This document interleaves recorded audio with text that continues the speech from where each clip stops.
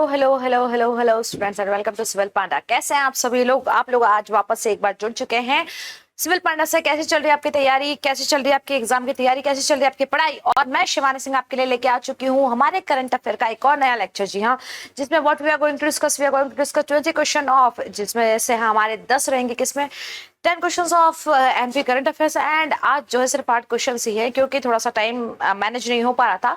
तो आपके लिए जो है हमारे एमपी के जीके के जो है 8 क्वेश्चन जो है आज हम लोग साथ में डिस्कस करने वाले। लेकिन भैया क्वेश्चन जो है जोरदार है, क्वेश्चन जो है तगड़े है, क्वेश्चन ऐसे हैं जो आपको कहीं पर ढूंढने से भी मुश्किल से ही मिलेंगे। ऐसे क्वेश्चन आज मैं आपके लिए लेके आई हूँ। एमपी जीके के क्वेश्चन आप स्पेशली देखिएगा, बहुत अच्छे क्वेश्चन आपके लिए आज चलेगा। सो हमारे लेक्चर को हम लोग स्टार्ट करते हैं। And here is the question number first. Recently chief minister Shivraj Singh Chouhan has inaugurated as the country's first solar city. कि भैया हाल ही में मुख्यमंत्री शिवराज सिंह चौहान ने देश की पहली सोलर सिटी के रूप में लोकार्पित किसको किया है? ओरछा, सांची, बीना या चित्रकूट? पहली सोलर सिटी कहां पर बन रही है एमपी की, आपसे पूछा जा रहा है। इस चीज को हम लोग पहले भी डिस्कस कर चुके हैं, जहां तक आपको पता हो, है ना। तो इनॉग्रेट कब किया? इनॉग्रेट किया बेटा 6 सितंबर को। 6 सितंबर को जो है इसको इनॉग्रेट किया गया है। किनके द्वारा? हमारे सीएम शिवराज सिंह चौहान जी द्वारा। और ये बनाया गया है किसको भैया? सांची को बनाया गया है। किसको बनाया गया है? सांची को जो है हमारे देश की पहले सोलर सिटी जो है बनाया गया है। आपको इसके बारे में डिटेल ले रही हूँ तो आप पुराने वीडियो लेक्चर देख के आए होंगे, वहां पर मैंने आपको इसकी फुल डिटेल दी है सोलर सिटी की। साथ ही साथ ये किस पे जो है डिपेंडेंट होगी? तो ये मेगावाट कैपेसिटी वाला सोलर प्रोजेक्ट। ये भी ध्यान रखना कौन सा है भैया? मेगावाट कैपेसिटी वाला है। मेगावाट कैपेसिटी वाला सोलर प्रोजेक्ट है, सोलर प्रोजेक्ट। ठीक है बेटा, चलेगा। नेक्स्ट क्वेश्चन पे चलते हैं। ठीक है। By which state government Khelo MP youth games 2020 will be organised? देखो ये तो क्वेश्चन में ही आपसे पूछ लिया गया। मेरा सीधा सा जो मोटिव था वो आपको जो है इस योजना के बारे में, सॉरी इस जो गेम चलाया जा रहा है इसके बारे में बताना था। आपको पता होगा इससे पहले एक आया था खेलो इंडिया गेम्स, है ना, खेलो इंडिया यूथ गेम्स आया था, है ना। उसी की तर्ज पे जो है खेलो एमपी यूथ गेम्स आया। तो सीधी सी बात है, तो आपको पता ही चल गया कहां पर हो रहा है भैया? मध्य प्रदेश में हो रहा है। खेलो एमपी यूथ गेम्स जो है स्टार्ट किए गए हैं। खेलो एमपी यूथ गेम्स लगभग आपके होंगे 7 से 8 दिन के कुछ गेम्स होने वाले हैं, जिसमें कब से कब तक भैया? 12 सितंबर से लेकर, है ना, 12 सितंबर से लेके 18 सितंबर तक के जो है ये गेम यहाँ पर गेम्स चलेंगे। ये अलग अलग फेजेस में होंगे। कैसे होंगे? अलग अलग फेजेस में ये गेम्स होंगे, जिसमें 12 सितंबर से लेके तो 14 सितंबर में जो है ब्लॉक में खेल्स होंगे ना। ब्लॉक जो है ब्लॉक गेम्स होंगे, और ब्लॉक गेम्स के बाद जो है बाद में वो स्टेट लेवल पे गेम्स होंगे, है ना। तो ये खेलो एमपी यूथ गेम्स 2023। आज बहुत ज्यादा वो हो रहा है ना, फंबल बहुत ज्यादा हो रहा है आज, पता नहीं क्यों मुझसे इतना फंबल हो रहा है आज। तो भाई स्टार्ट किया गया है। इसके बारे में मैंने आपको बता दिया किसमें होगा भैया? डिफरेंट फेजेस में होगा। ये सारी चीजें मैंने आपको बता दी हैं। चलिए इसके बारे में हम लोग थोड़ी सी डिटेल ले लेते हैं। क्या कहना चाह रहा है इसके बारे में भैया? After the success of Khelo India youth games held for the first time in Bhopal, भाई भोपाल में हुआ था first time, chief minister Shri Shivraj Singh Chouhan had announced that on the lines of Khelo India youth game, Khelo India youth game की तर्ज पर खेलो एमपी यूथ गेम भी हमारे यहाँ ऑर्गेनाइज किया जा रहा है। In this episode from September 12 to 28 तक है भैया, 18 तक नहीं, सॉरी 28 तक। आई एम रियली सॉरी, थोड़ा सा फंबल हो गया था। Sports competition will be organised in different phases in the state. के स्पोर्ट्स कंपटीशन होंगे कैसे? डिफरेंट फेजेस में होंगे। The block level selection competition will be held between 12 to 14 सितंबर। अलग अलग फेजेस में होंगे। तो ब्लॉक लेवल पे कब होंगे? 2-3 दिन के लिए जो है ब्लॉक लेवल पे इसको रखा गया है, बाद में जो है स्टेट लेवल पे होंगे। चलेगा। Next question. Recently, who has been appointed as the director of Indira Gandhi national human museum Bhopal? भाई हाल ही में इंदिरा गांधी राष्ट्रीय मानव संग्रहालय भोपाल के निदेशक किसे नियुक्त किया गया है? मैं आपको इसके बारे में बताती हूँ। जो मानव संग्रहालय है ना, पहले ये बना नहीं जाने वाला था, पर कोलकाता में एक बार मीटिंग हुई थी, शायद कोलकाता में जो मीटिंग हुई थी वो हुई थी 1976 में, है ना। तो उसमें भाई बात की गई थी कि हम लोग अलग अलग चीजों के म्यूजियम बनाते हैं, हमें एक जो है ह्यूमन म्यूजियम भी बनाना चाहिए, है ना। तो बात की गई कि भाई कहाँ पर होना चाहिए, कहाँ पर बनना चाहिए? जहां पर अच्छी जमीन हो, जहां पर थोड़े पेड़ पौधे हो, हिल्स वगैरह हो। तो ये सारी बात है कि जहां पर एटलीस्ट 200 एकड़ जो है जमीन होनी चाहिए, एटलीस्ट 200 एकड़। तो ये सब मिलकर हमको बताया गया कि भाई है कहाँ पर? ऐसी चीजें हैं भैया भोपाल में। कहाँ पर है? भोपाल में। तो ध्यान रखिएगा, ये जो बनाया गया है कहां पर बनाया गया है? ये भोपाल में बनाया गया है। ये बात तो आपने देख ही ली, लेकिन भोपाल में भी जो है कहां पर बनाया, कब बनाया गया था, ये बात भी ध्यान रखिएगा। किस मार्च, कब बनाया गया था? किस मार्च 1977 को जो है ये बनाया गया था। हाल फिलहाल में जो है इसके निदेशक बने हैं, इसके डायरेक्टर कौन बने? डॉक्टर अमित पांडे बने हैं। कौन बने हैं इसके जो निदेशक बने? डॉक्टर अमित पांडे बने हैं। इससे पहले जो थे डॉक्टर भुवन विक्रम थे, है ना। ये जो दिया हुआ है ना, ये इनके पहले थे, इनको हटाकर जो है ये बने डॉक्टर अमिताभ पांडे जो है इसके बने हैं। और ह्यूमन म्यूजियम है। अब इसका मतलब ये नहीं है सच में कि वहां पे जो है ह्यूमंस को रखा जाता होगा, है ना। वहां इसका मतलब सच में ऐसा नहीं है कि वहां पे जो है ह्यूमंस को रखा जाता होगा म्यूजियम के तौर पे कि देखो भाई ये बहुत नखरे करने वाला है, ये ऐसा है, ये ऐसा कुछ भी नहीं है, ठीक है। हाँ, अच्छा, और एक चीज इसके बारे में याद और रखना आपको कि ये क्या है? लार्जेस्ट एंथोग्राफिक म्यूजियम है ना। लार्जेस्ट एंथोग्राफिक म्यूजियम है India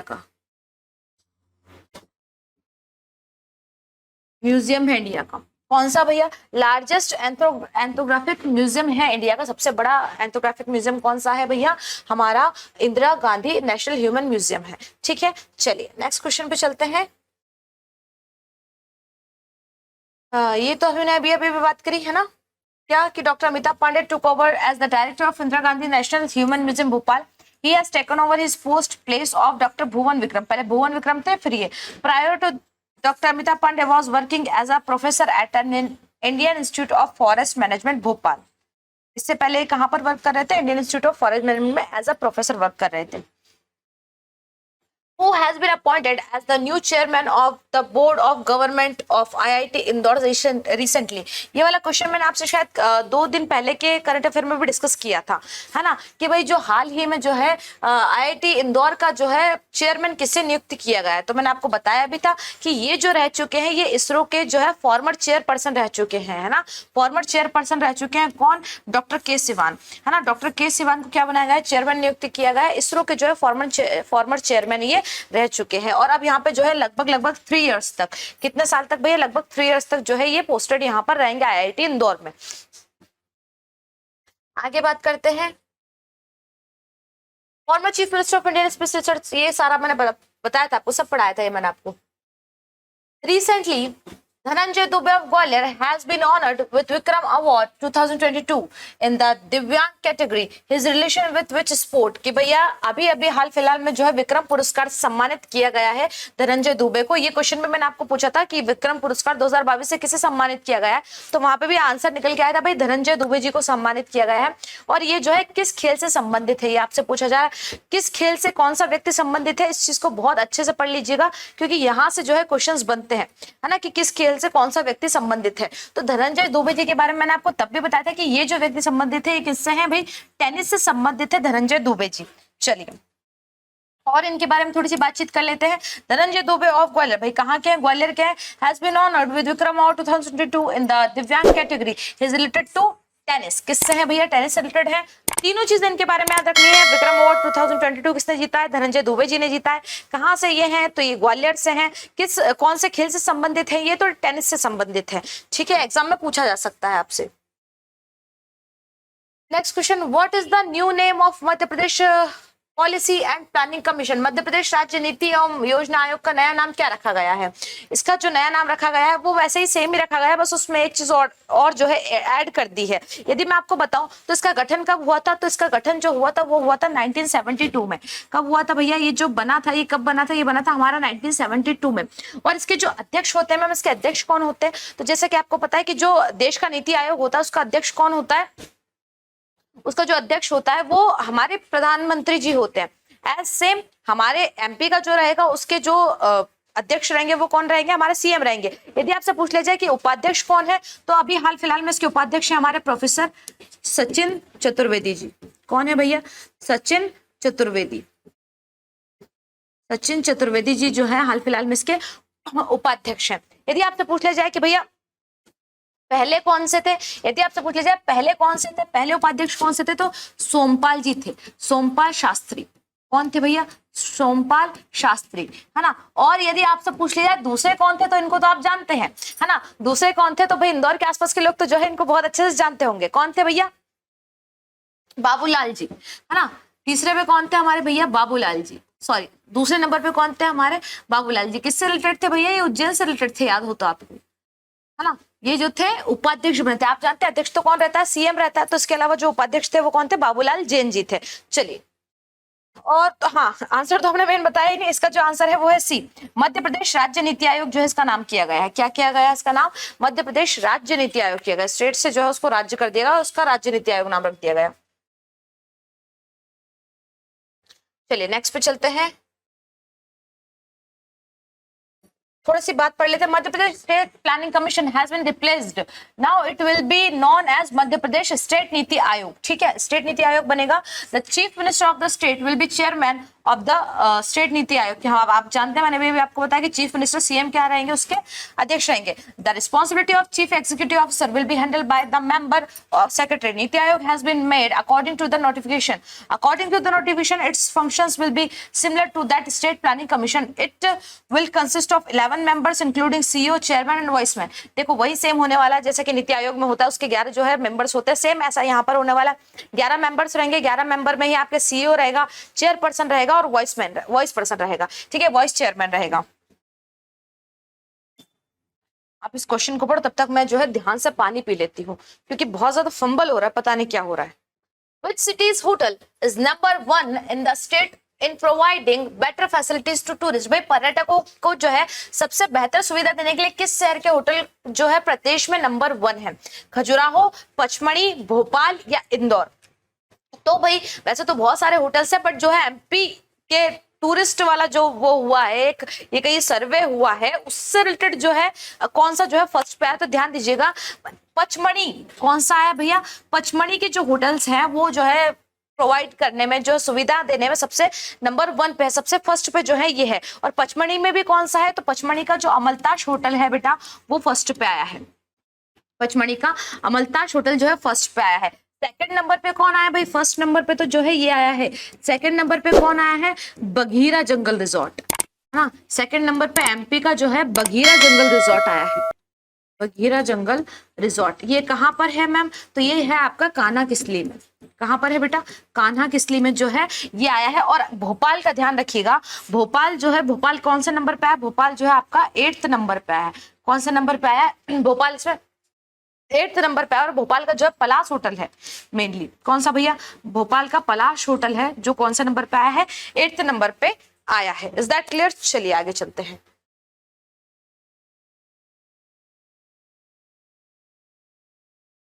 The hotels of Pachmani of MP tourism are at the forefront. Amaltash of Pachmani has got the first place among the hotels of Tourist Development Corporation, whereas Bagheera Jungle Resort of Kanha has come at the 2nd place. अभी मैंने आपको बताया Bagheera Jungle Resort. Bhopal's Palace Hotel has got 8th position. Let us tell you, the Traveller Company has included 12 hotels of the State Tourism Development Corporation in its ranking. कि लगभग 12 होटलों को जो है इसकी रैंकिंग में रखा गया है।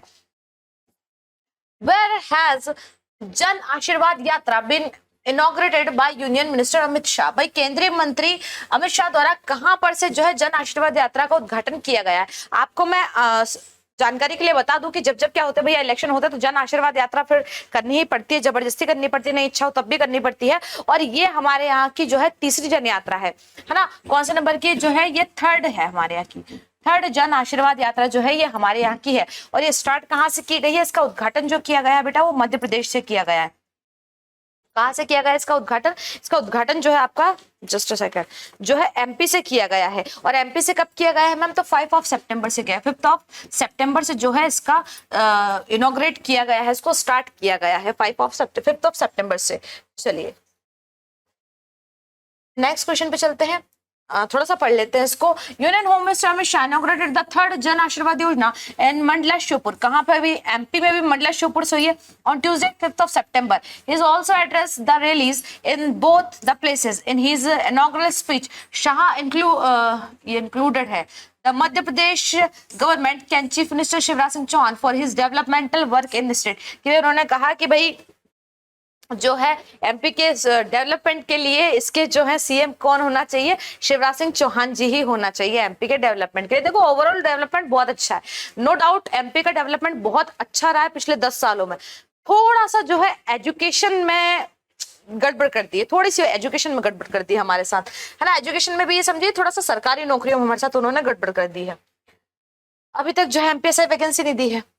In which district of the state no dead voter no repeated voter campaign will start. Madhya Pradesh के किस जिले में no dead voter no repeated voter अभियान शुरू किया गया है। अब भैया ये क्या होता है, देखिए जब भी वोटिंग होती है, अब बड़े शहरों में तो ऐसा नहीं होता, बट छोटे छोटे जो गांव होते हैं जहाँ पे अभी भी पंचों की चलती है, सब होता है ना, पंचायत की ज्यादा चलती है, सरपंच की ज्यादा चलती है, वहां ऐसा होता है कई बार कि भाई कोई व्यक्ति की डेथ हो चुकी है लेकिन फिर भी वोटर लिस्ट से जो है उसका नाम नहीं हटता है ना, वोटर लिस्ट से उसका नाम नहीं हटता, उसकी जगह जाके कोई और जो है वोट करके आता है, ये भी होता है ना। एज वेल एज कई जगह गाँव में ये भी होता है कि अभी तो खैर जब से वो ईवीएम मशीन चली तब से इतना नहीं होता, बट ऐसा होता है कि जो है कपड़े पहन पहन के अलग अलग आता है और जो मुंह ढके हुए रहते हैं, आप समझ ही गए होंगे मैं किसकी बात कर रही हूँ, है ना, जो ज्यादातर मुंह ढके रहते हैं, जिनके मुंह हाथ पैर नहीं दिखते, वो कई बार डाल के जाते हैं, एक नहीं दो दो नहीं तीन तीन बार तक वोट डाल के जाते हैं वो। तो फिर उनके लिए जो है ये ऐसी एक स्कीम चलाई गई है, एक जो है कैंपेन चलाया गया है जिसमें क्या किया है, no dead voter no repeated voter, मतलब जो मर चुका है वो भी वोट नहीं करेगा, जो मर चुका है वो तो कैसे ही करेगा पर उसके नाम पे कोई और करेगा, है ना, और जो वोटर है वो भी रिपीट नहीं होगा। रिपीट वोटर बहुत होते हैं, पहले बहुत होते थे, जब ऐसा जमाना था ना कि जब पर्ची में ये ठप्पा लगा के और उसको सिर्फ उस पर डाल दिया जाता था, तब ये बहुत होता था। महिलाएं पहन के आती थी, जो भी पहन के आते हैं जिसमें बिल्कुल नहीं दिखता, आप समझ गए होंगे, वो पहन के आती थी, है ना, बिल्कुल जिसमें ट्रांसपेरेंट भी नहीं होता, केवल आंखें दिखती, वो भी इतनी इतनी सी, है ना, बिल्कुल सब कुछ। और वो क्या करते थे, वापस से कई कई बार अलग अलग तरीके से जो है वोट डाल के जाते थे। तो ये कहां पर चालू किया गया बेटा, ये चालू किया गया है ग्वालियर में। कहां पर चालू किया गया है, ये चालू किया गया है बेटा आपका ग्वालियर में, ठीक है। आगे चलते हैं, मरण की बात करे तेरे यार से औकात। हाँ, in Gwalior district of the state, no dead voter, no repeated voter campaign will start. This campaign is being organized for fair election and awareness in the state. Fair election है ना, अच्छे इलेक्शन हो। In which city in the of the state will the 91st anniversary celebration of the Air Force be organized? मध्य प्रदेश के किस शहर में वायुसेना का 91वां वर्षगांठ समारोह आयोजन किया जा रहा है? भोपाल, जबलपुर, ग्वालियर या इंदौर? बताइए भैया कहां पर किया जा रहा है वायुसेना का, है ना। तो भाई आपसे सीधी सी बात पूछी जा रही है कि सबसे पहली बात आपको ये पता होना चाहिए कि एनिवर्सरी है कब, बनी कब थी, है ना। तो ध्यान रखिएगा 8 अक्टूबर, है ना, 8 अक्टूबर को बनाया जाने वाला है, अभी हुआ नहीं है, आने वाले अक्टूबर में बनने वाला है, ठीक है। 8 अक्टूबर को जो है 1932 में, तो भैया 1932 में जो है इसको बनाया गया था और उसी का जो है एनिवर्सरी ये बनाई जा रही है। कहां पर बनाई जा रही है, तो ये भोपाल में बनाई जा रही है। कहां पर बनाई जा रही है बेटा, भोपाल में जो है ये बनाई जा रही है। चलेगा, नेक्स्ट क्वेश्चन पे चलते हैं। नेक्स्ट क्वेश्चन आपसे क्या कह रहा है, थोड़ा सा हम इसके बारे में डिटेल ले ले, क्या दिया है, क्या हमको डिटेल, जी हाँ बिल्कुल दिया है।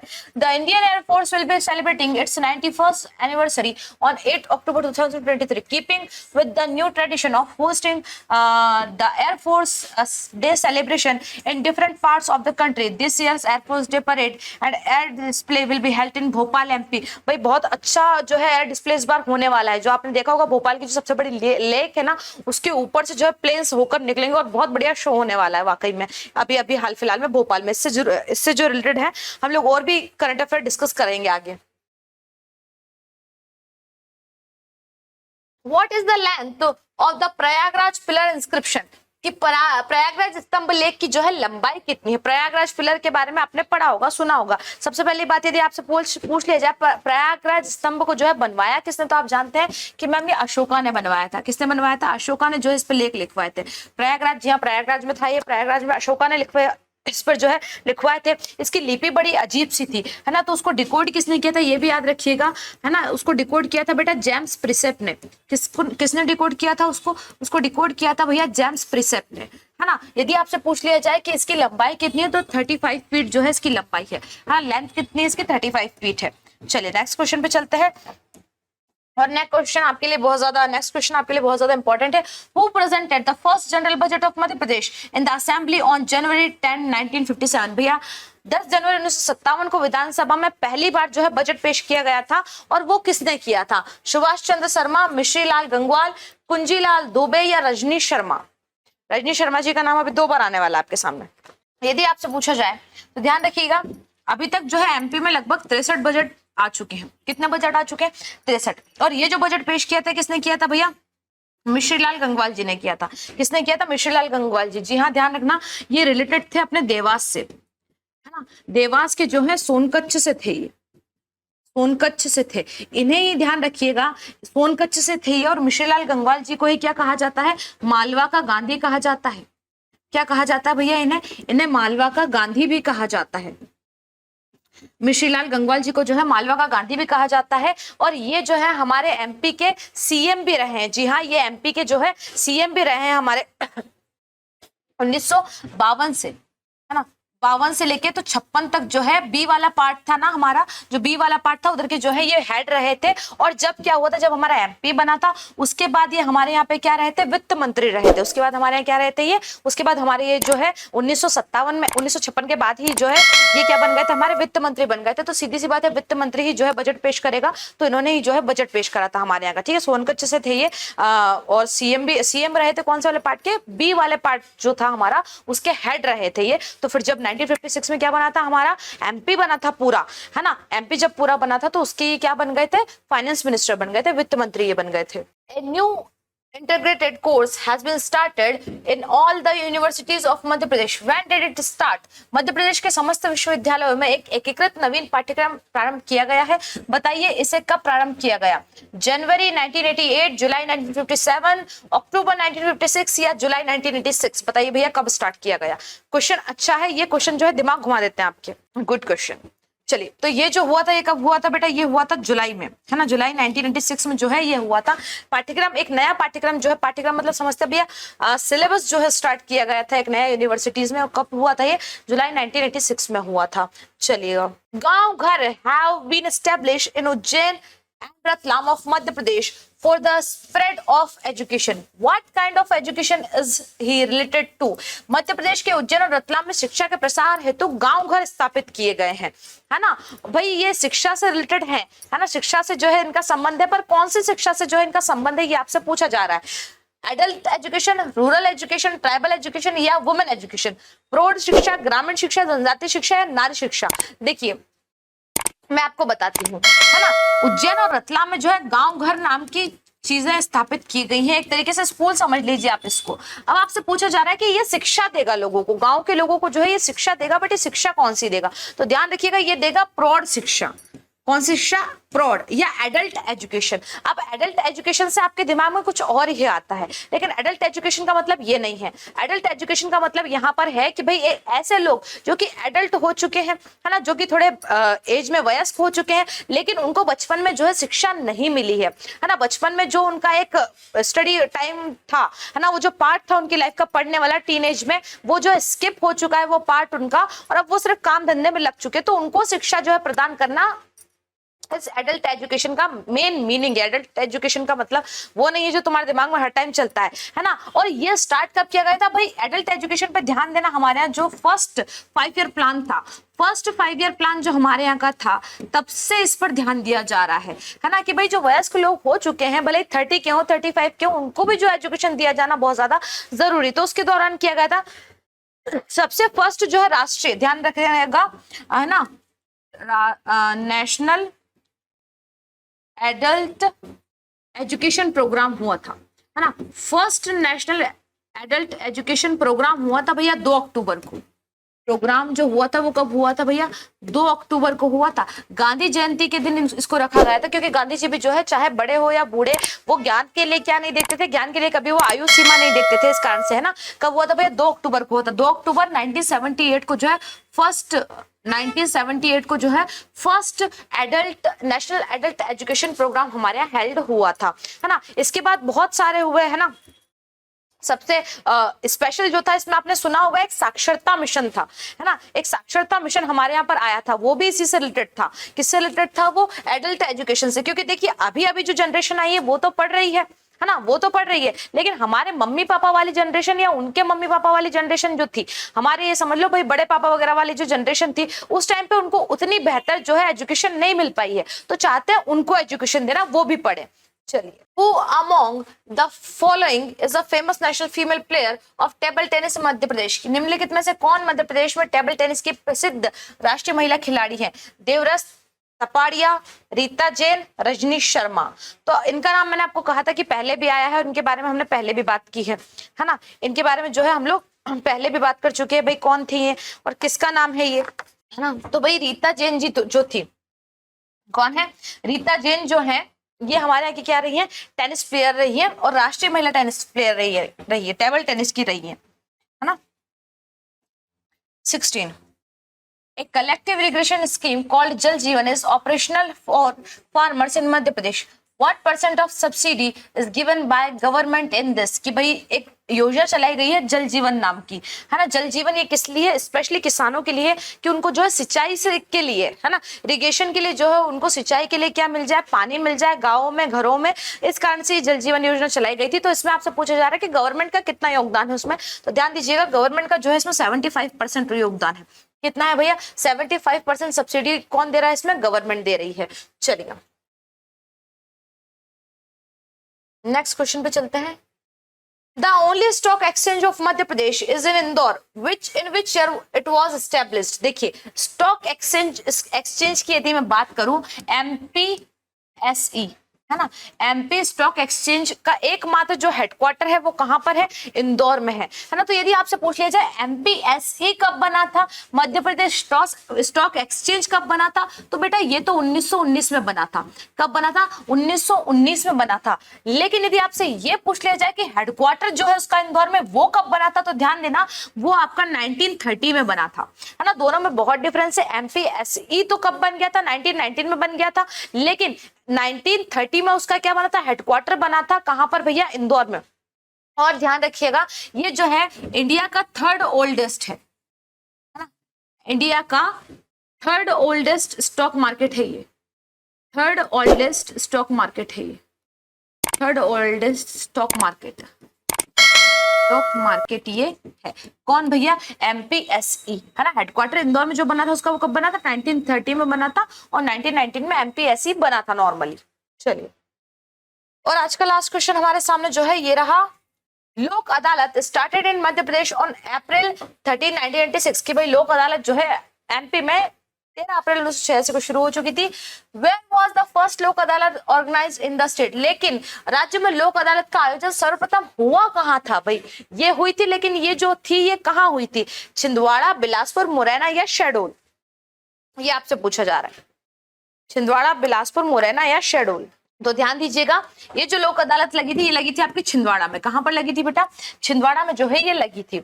चलिएगा सो जो है thank you so much for watching. आज के लिए आप बोलेंगे मैम हमने 20 क्वेश्चन क्यों नहीं डिस्कस किए, तो हम लोग जो आज 20 नहीं, आज 18 ही क्वेश्चन डिस्कस कर रहे हैं। एज कि आप देख सकते हैं कि मेरी तबीयत भी थोड़ी अप एंड डाउन हो रही है, एज वेल एज जो है आज हमारे क्वेश्चंस प्रॉपर प्रिपेयर नहीं हो पाए थे। दैट्स वाई सिर्फ आज के लिए आप जो है 18 क्वेश्चंस कर लीजिए। फिर भी हमने जो है हमारा जो मेन टारगेट है एमपी करंट अफेयर का, वो टारगेट हमने कम नहीं करा है। डेली आपके लिए 10 क्वेश्चन एमपी के करंट अफेयर के मैं लेके आ रही हूँ, जिसमें आप जो है ना केवल सेप्टेम्बर का बल्कि अक्टूबर में क्या क्या चीजें होने वाली है वो भी हम यहाँ पर जो है साथ में पढ़ रहे हैं। तो चलेगा इसी के साथ जो यदि आपको इन सारे क्वेश्चन की लिंक चाहिए, जो है पीडीएफ चाहिए, तो आप क्या करेंगे, सिविल पांडा का जो है टेलीग्राम चैनल ज्वाइन कर लीजिए। आप यहां तक आए तो फटाक से, यदि आपको कोई भी नई जानकारी मिले तो जल्दी से आप जो है वीडियो को लाइक कर दीजिए और वीडियो को अपने ऐसे फ्रेंड्स के साथ शेयर कीजिए जो कि पीएससी का एग्जाम या एमपी से रिलेटेड कोई भी एग्जाम देने वाले हैं और बिना कोई उनका टाइम लिए, बिना कोई उनका बहुत ज्यादा टाइम खर्च करे। हम ऐसा नहीं कि 20 क्वेश्चंस को हम आपके लिए 2 घंटे 1.5 घंटे चला रहे हैं, 1 घंटे चला रहे हैं व्यूज के लिए, ऐसा कुछ नहीं है भैया। हम सिर्फ आपके लिए कैसे चला रहे हैं कि आपको कम से कम समय में ज्यादा से ज्यादा फैक्ट्स मिल जाए। कोई फालतू की बातचीत नहीं, फैक्ट टू फैक्ट यहाँ पर बात होती है। चलेगा सो इसी के साथ वापस से मिलेंगे हम लोग नेक्स्ट क्लास में। तब तक के लिए थैंक यू सो मच, जय हिंद।